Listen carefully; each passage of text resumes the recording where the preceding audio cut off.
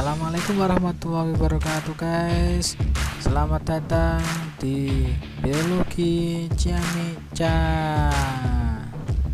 sebuah channel yang membahas tentang kajian biologi dan lingkungan. Semoga memberikan manfaat dan jangan lupa untuk subscribe, like, and comment ya guys. Selamat menyaksikan.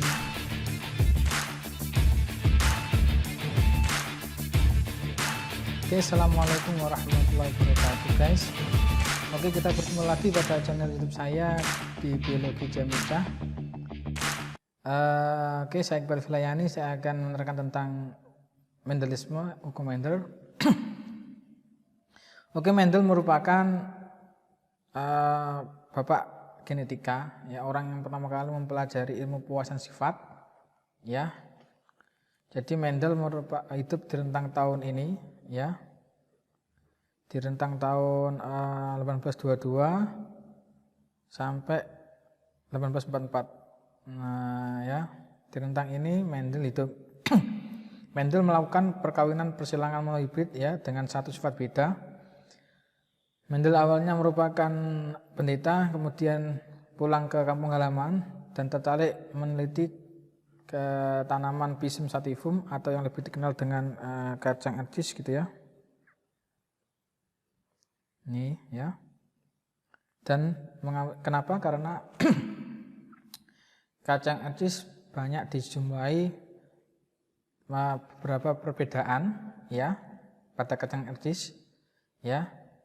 Ada yang batang tinggi, ada yang batang kerdil, ada yang polong warna hijau, ada yang polong warna kuning, ada yang memiliki bunga ungu, ada yang memiliki bunga putih, ada yang letak bunganya aksial, ada letak bunga terminal, ada yang biji ketika masak warna hijau, ada yang biji ketika masak warna kuning, kemudian ada yang permukaan bijinya licin, ada juga permukaan biji berkerut, kemudian ada yang warna kulit biji abu-abu, ada yang warna kulit biji putih. Ya, dari sifat 7 ini ya, Mendel berusaha menyilangkan ya per satu sifat bedanya ini. Ini menjadi satu sifat beda. Apa itu? Tinggi tanaman. Ada tanaman yang punya batang tinggi, ada yang tanaman punya batang kerdil. Jadi Mendel menyilangkan tentang ini. Nanti hasilnya bagaimana ya? Dan Mendel menyilangkan tentang polong hijau, polong yang warna hijau, ada polong warna kuning. Ini satu sifat beda. Apa sifat bedanya? Ialah warna polong, gitu ya. Ini juga satu sifat beda tentang warna bunga. Apa? Sifat bedanya warna bunga. Nah, ya, jadi dalam satu jenis Pisum sativum terdapat berbagai macam perbedaan. Maka ketika Mendel menyilangkan, apa yang terjadi? Dan nanti Mendel merumuskan hukum-hukum pewarisan sifat atau yang dikenal dengan hukum Mendel. Lah, karya Mendel itu baru diterbitkan ketika Mendel sudah wafat, sudah meninggal. Baru ada orang-orang yang tertarik dengan penelitian Mendel. Waktu itu penelitian Mendel ditolak, ya, pada di dunia keilmuan zaman dulu ditolak. Kemudian oleh pengikut, ya, orang yang suka dengan karya Mendel diterbitkan lagi dan diterima. Dan itu menjadi dasar hukum pewarisan sifat dan berkembang jauh sampai saat ini, sampai genetika molekuler, ya. Yang disilangkan sekarang ini bukan sifat yang tampak melalui putik dan benang sari, tapi secara DNA, ya, secara bahan genetiknya yang diutak-atik disilangkan, jadinya apa? Itu ya. Sekarang seperti itu. Jadi itu awalnya sederhana, ya. Kenapa saya bahas ini dulu? Supaya mengerti bahwa awal mula dulu seperti ini sebelum kita membahas ke genetik molekuler, ya. Dikit banyak tahulah ya dasarnya dulu gitu ya. Nah, ketika Mendel mengamati tentang Pisum sativum, Mendel tuh menemukan sifat dominan, ya, sifat yang lebih sering muncul ketika Mendel melakukan persilangan. Ketika Mendel menyilangkan Pisum sativum batang tinggi dengan batang kerdil, ya, ternyata anakan yang muncul semuanya batang tinggi. Kemudian Mendel mempunyai hipotesis atau kesimpulan bahwa ada dominansi sifat, bahwa yang batang tinggi ya itu mengalahkan batang kerdil ya. Jadi batang yang tinggi ya itu mengalahkan batang kerdil ya. Maaf tulisan saya jelek ya, itu mengalahkan batang kerdil ya.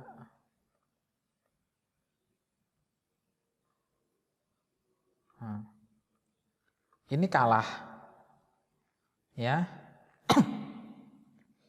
Jadi ada dominansi sifat yang lebih unggul sifat ini ya. Ini juga yang menjadi patokan sekarang. Jika kalian ingin mencari bibit unggul, carilah pasangan suami atau istri yang punya sifat unggul gitu ya. Pengen anak yang mancung, ya cari istri yang mancung. Tapi ketika kamunya pesek, kemudian yang dominan lebih sifat pesek, ya jangan harap 100% bahwa nanti anaknya hidungnya mancung. Misalkan cowok ini ada cowok yang hidungnya pesek nih, ingin mempunyai anak hidung mancung. Wah, dia carilah dia wanita yang hidung mancung. Ternyata ketika disilangkan, dikawinkan ya, kalau manusia ya bereproduksi itu ya, berkawan secara seksual. Yang bagi yang sudah nikah, yang belum jangan coba-coba. Ternyata yang pesek yang dominan, anaknya pesek semua, nggak jadi mancung. Lah itu kalau ada anak tanya, Pak, lah kalau sekarang pengen seperti mancung gimana? Ada rekayasa genetika tentang desainer baby ya, mendesain bayi sendiri ya, itu ada di Palestina ya. Jadi ingin anaknya hidung mancung, ya dicari gen dari bapak ibunya yang mana gen itu, apa itu gen. Nah, setelah pertemuan ini saya akan jelaskan gen. Sekarang dengarkan dulu aja gen itu ya. Saya hanya bilang gen, nanti keterangannya pertemuan selanjutnya. Punya gen mancung, ya diambil, dipotong gennya, disisipkan ke gen yang hidung pesnya dibuang, udah nanti lahir anaknya mancung. Nah, itu sekarang. Kalau dulu Mendel menyilangkan, ada dominan sifat, ya, yang tinggi yang menang.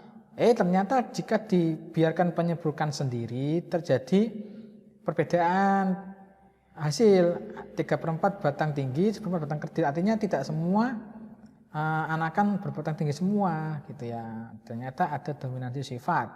Di sini batang tinggi lebih banyak muncul daripada batang kerdil. Nah, seperti itu ya, paham ya? Jadi ini ya. Ini diagram parental persilangan. Pertama harus ada yang namanya ini ya. Ini P, parental. Parentalnya apa? Kemudian ada tanda ini. Tanda betina, kemudian harus disilangkan dengan jantan. Ini harus ada tandanya. Kalau kalian ada soal tidak ada tanda seperti ini, salah ya, intinya ya. Kemudian ini keterangannya dia alel. Ini alel apa? Setelah ini ada alel ya. Jika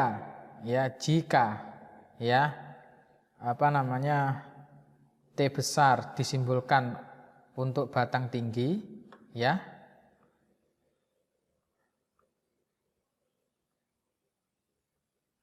Nah, kemudian T kecil untuk tumbuhan yang batang kerdil ya.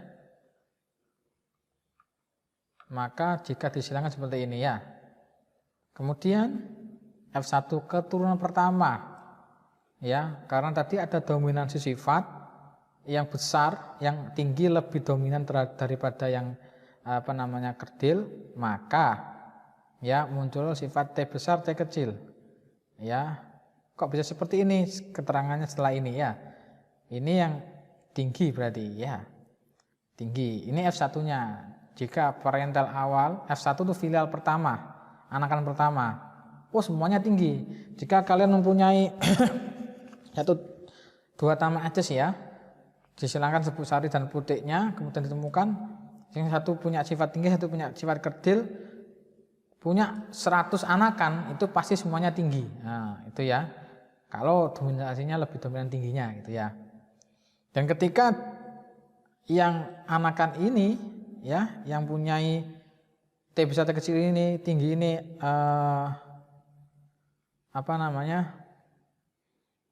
disilangkan lagi. Nah, jadi F1 disilangkan sesama F1-nya, sama datangnya jantan, betina, jantannya disilangkan, maka akan muncul alelnya. Nah, seperti ini. Nanti disilangkan ya. Ini dengan ini dengan ini ya. Ini dengan ini dengan ini ya. Lah ini ya. Ya, ini merupakan genotip. Nah, kemarin saya bilang ada genotip, fenotip. Ini merupakan genotip. Yang ini merupakan fenotip. Ya, fenotip. Fenotip. Wih, bagus sekali tulisan saya, maaf ya. Ya. Nah, yang ini namanya fenotip. Yang ini namanya genotip. Sifat yang tampak fenotip. Sifat yang tidak tampak namanya genotip.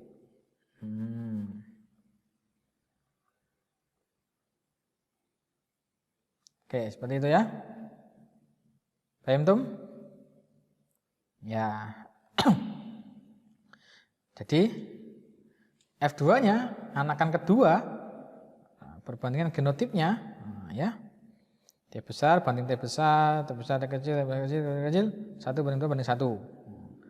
Perbandingan fenotipnya, yang tinggi ada 3, yang kecil ada 1. Genotip sifat yang tampak, genotip yang sifat yang tak tampak, fenotip sifat yang tampak. Nah, ada dominansi bahwa yang tinggi itu nanti akan lebih dominan daripada yang kecil, gitu ya. Lanjut. Nah, ini ada istilah alel, anggota dari sepasang gen yang memiliki pengaruh berlawanan. Dan ada istilah homozigot, individu yang genotipnya terdiri dari alel yang sama, T besar misalkan, itu merupakan homozigot. Ada individu yang heterozigot, individu yang genotip terdiri dari pasangan alel yang tidak sama, TT. Lah, alel itu apa? Ya, jadi anggota dari sepasang gen yang memiliki pengaruh berlawanan. Contohnya seperti ini ya. Ini ada kromosom, ya. Gambar kromosom ya. Ini ada kromosom. Nah, kromosom. Ya. Ini ada lokus gen di sini ya, letaknya. Lah, ada 2 lengan kromosom itu ya. Di bagian sini yang saya lingkar ini warna biru. Oh, dia sama dengan ini. Oh, ini homozigot. Ya, kalau ini tidak sama, biru sama kuning ini heterozigot. Bahwa alel tadi adalah sifat sepasang gen yang memiliki pengaruh berlawanan. Sepasang gennya itu apa? Misalkan ini adalah sifat atau gen untuk bunga yang warnanya ungu, atau ini untuk tinggi tanaman misalkan. Ini warna bunga putih, atau ini misalkan ini tanaman untuk gen yang tinggi, ini tanaman untuk gen yang kerdil. Tapi dalam satu kromosom, ya sama, lokusnya letaknya sama, letak gennya ini alelnya sama. Ini di dalam di daerah ini ya, yang daerah ini itu ada gen untuk warna bunga, misalkan ini ungu, atau ini tinggi tanaman, ini yang tinggi, ini juga misalkan ini warna bunga putih, atau enggak ini pada lokus ini daerah ini untuk gen kerdil misalkan ini merupakan alel, sepasang gen yang punya sifat pengaruh berlawanan. Nah, ya.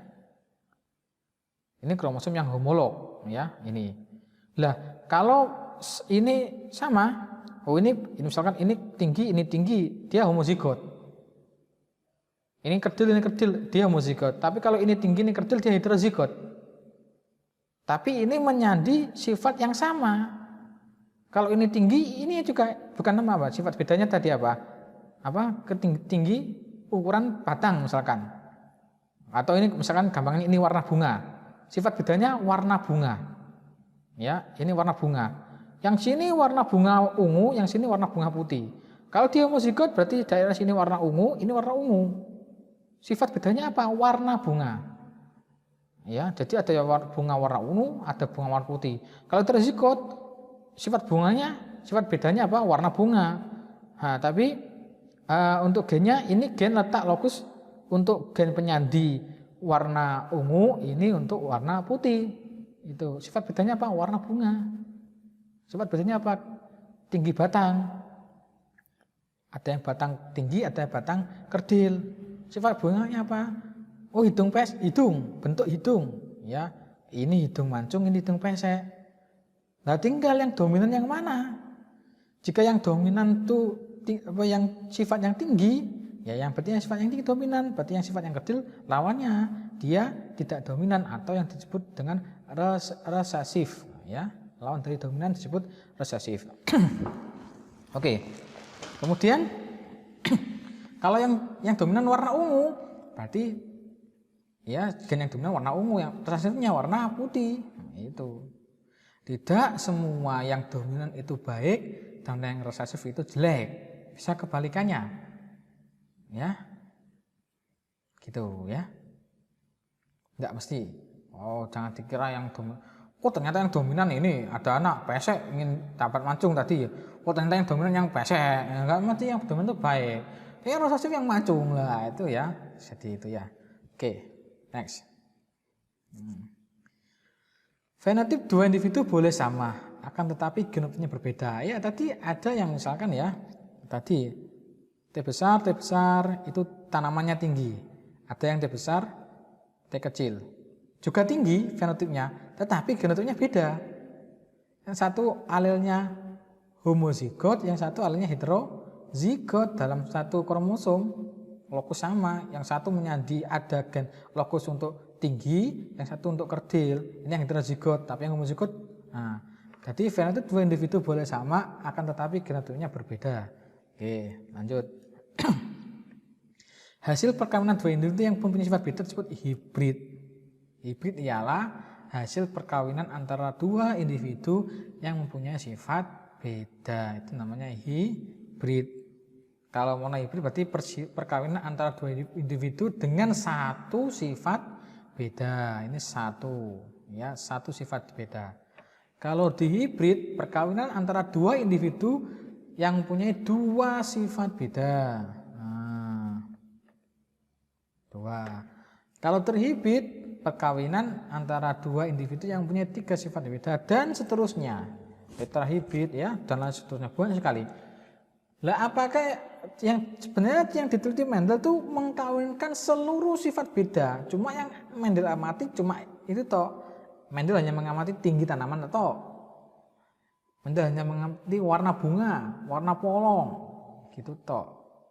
Ya, yang Mendel amati sebenarnya mengkawinkan antara serbuk salib, menyilangkan antara serbuk salib dan butik itu menyilangkan seluruh sifat beda.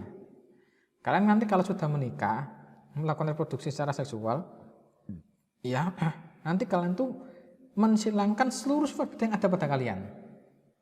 Bayangkan, satu aja ribet, dua aja ribet, apalagi kalau kita punya 1000 atau jutaan sifat beda, bagaimana itu ya? Silakan membuat seperti itu. Ya, saya enggak mau repot seperti itu ya. Cari aja yang baik gitu ya. Yakin udah nikah beres. Masalah anak pasarkan ke Allah. Gitu ya. Nah, ya. Pokoknya cari yang, kalau niat cari pasangan, misalkan saya cari perempuan yang cantik, soleha, pinter deh, monggo gitu ya. Dengan harapan anaknya ikut ibunya. Gitu ya. Nah, nanti ada yang tanya, gimana Pak itu Pak kok bisa ikut ibunya? Itu di pertemuan selanjutnya ya, di warisan sifat selanjutnya, enggak di materi ini ya. Nah, oke. Slow saja ya, enggak dikit. Nah, hukum Mendel 1. Pasangan alel pada proses pembentukan gamet dapat memisah secara bebas. Pasangan alel, tadi sudah tahu alel, pada proses pembentukan gamet dapat memisah secara bebas ya. Ada pemisahan alel pada waktu individu heterozigot F1 membentuk gamet, sehingga gamet memiliki salah satu alelnya. Hukum pemisahan ini disebut hukum pemisahan gen yang sealel. Nah ya, jadi ini jika melakukan jadi kalau ini kan kromosom biasanya di autosom. Jadi kalau kromosom seks itu bukan kromosom, kalau di sel gamet itu akan dipisah menjadi dua melalui proses meiosis. Nanti ada prosesnya. Nah, itu akan menjadi dua kromosom separuh ya, yang awalnya 2N nanti akan menjadi N. Nah, seperti itu ya. Oke. Kemudian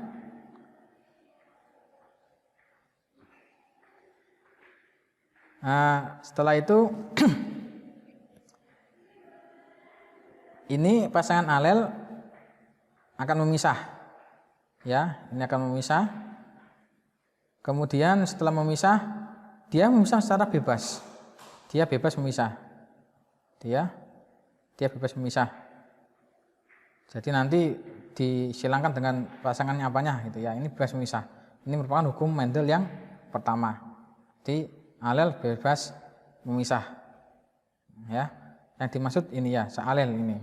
Ini alel yang tentang tadi kan gen yang punya sifat beda ya. Alel. Jadi ya. Nah, seperti itu. Oke, lanjut. Jadi kesimpulan perkawinan dua individu dengan satu sifat beda. Semua individu F1 seragam. Jika dominansi nampak sepenuhnya, maka individu F1 memiliki fenotip seperti induknya yang dominan. Ya. Kemudian pada waktu individu F1 yang heterozigot membentuk gamet-gamet, terjadi pemisahan alel. Sehingga gamet hanya memiliki salah satu alel saja. Memisah. Jadi misalkan yang heterozigot ya.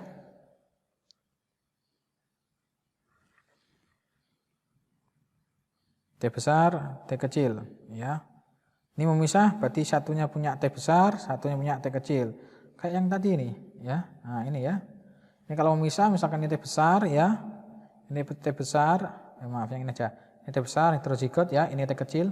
Ini jika memisah, ya, nanti akan yang salah satu punya T besar saja, salah satu punya T kecil. Nah, itu ya. Jadi alel sehingga gamet hanya memiliki salah satu alel saja. Sepasang gen yang menunjukkan berlawanan tadi alel ya, oke. Jika dominasi nampak sepenuhnya, maka perkawinan monohibrid menghasilkan keturunan yang memperlihatkan perbandingan fenotip 3:1, tapi perbandingan genotipnya 1:2:1. Oke ya. Nah, ini pada hewan ya, jika A besar itu menyandikan kulitnya warnanya hitam ya. Ini hitam, A kecil, maka yang resesif albino. Jadi kalau simbol A besar disimbolkan huruf besar itu biasanya dominan, ya. Kalau simbol besar itu dominan, ya dominan. Kalau A kecil, ya, yang kalau huruf kecil itu resesif, ya, resesif. Nah, ya. Jadi kalau disimbolkan huruf besar itu dominan. Kalau disimbolkan huruf kecil itu resesif, oke? Ingat ya, yang disimbolkan huruf besar itu dominan, yang disimbolkan huruf kecil itu resesif, itu ya. Jadi ini jika disilangkan semuanya kalau A besar A kecil, ini karena ada dominansi sifat, maka anaknya tetap hitam. Kemudian jika disilangkan F1 dengan F1 samanya, ya nanti muncul berbeda hasilnya. Karena apa? Dia heterozigot. Nanti pada saat tadi pembelahan meiosis nanti ada pemisahan gen yang sealel, ini pisah, ini pisah. Nanti akan bertemu A kecil nanti ketemu dengan A kecil. Ya, jadi ada yang homozigot dominan, ada yang homozigot resesif. Nah, ini yang homozigot dominan, ini homozigot resesif, ini heterozigot. Karena tadi yang dominan adalah sifat hitam disebutkan dengan huruf besar A, maka perbandingan yang tampak ya ini hitam, ini juga hitam, ya. Namun genotipnya alelnya beda. Kalau ini alel homozigot dominan, kalau ini yang heterozigot. Ternyata muncul yang dominan resesif, A kecil, ternyata ada punya anak albino. Seperti itu ya. Perkawinan monohibrid pada manusia ya. Beberapa sifat manusia yang diturunkan seperti jari lebih atau polidaktil. Ya. Kayak aktor Riddick Rossan itu kan jempolnya awalnya lebih gitu ya. Nah, sekarang dari operasi udah nggak ada. Nah, kemudian kemampuan merasakan rasa pahit atau tidak sewaktu dites PTC. Nah, mata biru, rambut ikal, celah-celah langit dan celah bibir, ayan, kencing manis dan lain-lain. Ada talasemia. Kalau jantung, ya jantung, kalau kelainan pada jantung itu memang ada penyakit jantung yang bawaan, ada yang penyakit jantung bukan bawaan, gitu ya. Jadi penyakit jantung jangan semuanya bawaan dari ibunya, ayahnya, dari kakeknya, enggak semuanya penyakit jantung itu bawaan. Kalau hidupnya tidak sehat, suka merokok, enggak rajin olahraga, makanan penuh kolesterol, ya nanti jantungnya gangguan. Tapi kalau sudah kecil jantung lemah, kemungkinan itu ada yang bawaan, ada keturunannya jantungnya lemah. Ada juga yang dari lahir jantungnya udah cacat, tapi keluarganya normal semua, nggak mesti ya. Jadi penyakit jantung tuh jangan dikira semuanya pasti bawaan, enggak. Kalau diabetes, ya diabetes iya bawaan diabetes. Epilepsi ayan itu juga, ya. Hidung mancung, hidung pesek itu bawaan. Mata biru, rambut ikal, ya. Penyakit talasemia itu juga bawaan, ya. Tidak semua penyakit bawaan juga, ada beberapa bawaan atau faktor keturunan, ya. Jangan disamakan semua penyakit faktor keturunan, enggak, itu ya, enggak mesti gitu loh ya. Oke. Contoh jari lebih polidaktil. Ditentukan gen dominan, ya. Gen dominan P besar, ya, alel resesifnya P kecil, menentukan jari normal. Jika muncul alel resesifnya P kecil, maka jarinya normal. Jika punya alel dominan P besar, maka dia polidaktil, akan memiliki jari lebih. Ya, saya bilang tadi bahwa yang dominan belum tentu baik, yang resesif belum tentu jelek. Nah, ini malah gitu. Jika punya P besar dominan, maka dia pasti memiliki polidaktil. Contohnya, seorang ibu normal, ya, suaminya polidaktil, mempunyai 3 orang anak. Anak pertama dan kedua laki-laki polidaktil, dan anak ketiga perempuan normal. Tentukan genotipnya, kita bahas, ya. Jadi ibunya normal, ada parental sama dengan lambang betina normal, berarti kan P kecil. Ya, ini kita bahas ada 2 kemungkinan. Ada kemungkinan pertama, ya, disilangkan dengan jantan ayahnya, ya, polidaktil. Ya, ini kita coba polidaktil dulu yang heterozigot, P besar P kecil, ya. Kemudian kita silangkan, nanti F1-nya ada P besar P kecil, P besar P kecil, P kecil P kecil, P kecil. Kalau ini pasti polidaktil, ya. Kalau ini normal. Jadi kalau keluar resesifnya, resesif homozigot normal, heterozigot polidaktil, homozigot dominan polidaktil. Kalau resesif dominan resesif normal, gitu ya. Oke, kemungkinan kedua. Ya, kemungkinan kedua.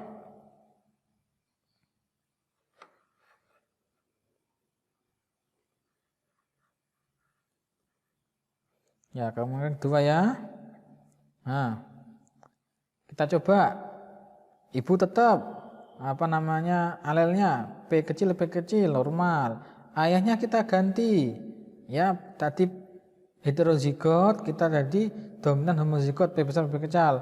Ternyata semua anaknya polidaktil karena P besar ini dominan, ya.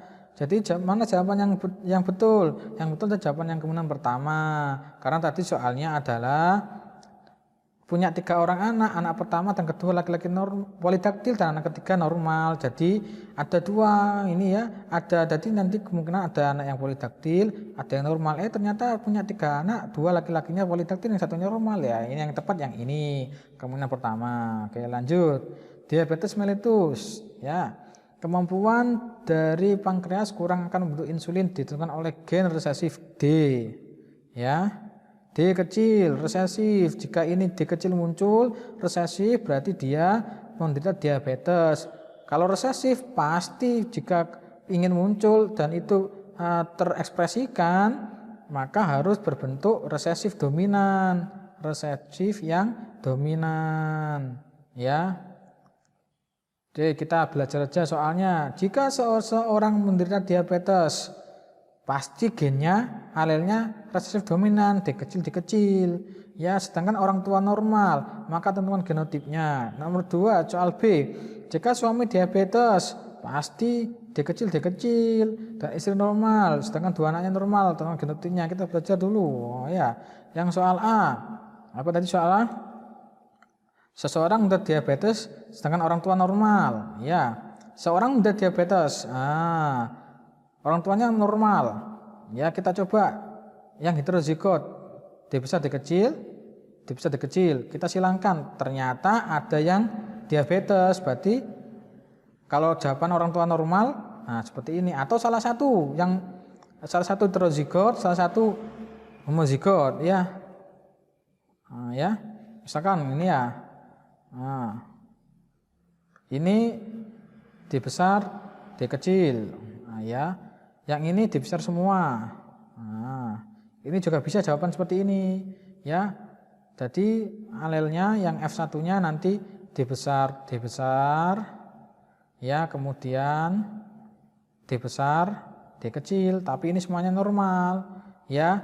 Kalau ini semuanya anak normal, tidak sesuai dengan soal, ya. Karena di soal menghendaki seseorang menderita diabetes, soal A, ya.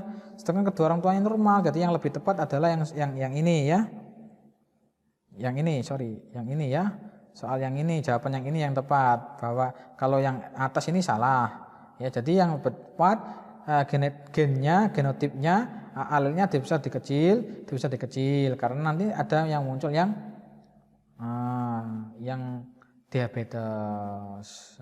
Oke, lanjut soal B. Kita coba kemungkinan pertama. Apa tadi soal B? Jika suami diabetes dan istri normal, sedangkan 2 anaknya normal, ya.